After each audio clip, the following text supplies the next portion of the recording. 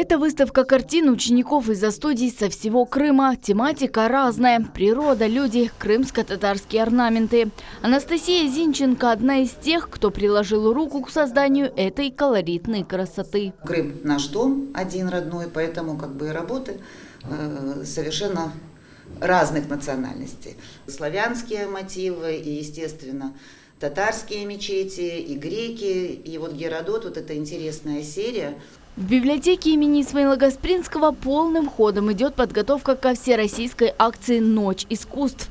Татьяна Ирлица, педагог в изо-студии, рассказывает, маленькие крымчане с большим удовольствием изучают культуру разных народов. Особо выделяется триптих Ильи Злотникова.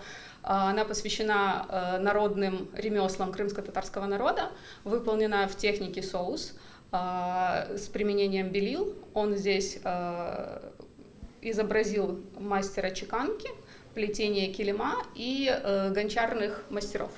Мастерицы регионального центра народных ремесел «Орнек» презентовали изделия ручной работы. Скульптор Айдер Алиев рассказал об образе крымско-татарского просветителя Исмаила Гаспринского и презентовал его мини-скульптуру.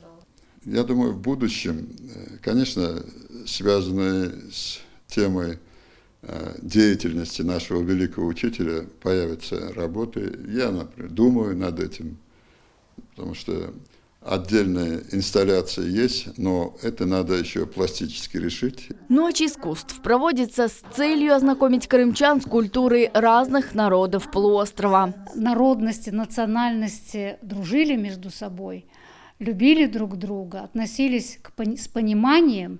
Для этого, наверное, эта акция и проводится. Мы здесь узнаем друг о друге. Акция «Ночь искусств. Мир многоликий» приурочена ко Дню народного единства. Пройдет 4 ноября в 18:00 в Крымско-татарской библиотеке имени Исмаила Гаспринского в режиме онлайн. Присоединиться смогут все желающие. Алимия Мустафаева, Аким Бекиров, телеканал Милет.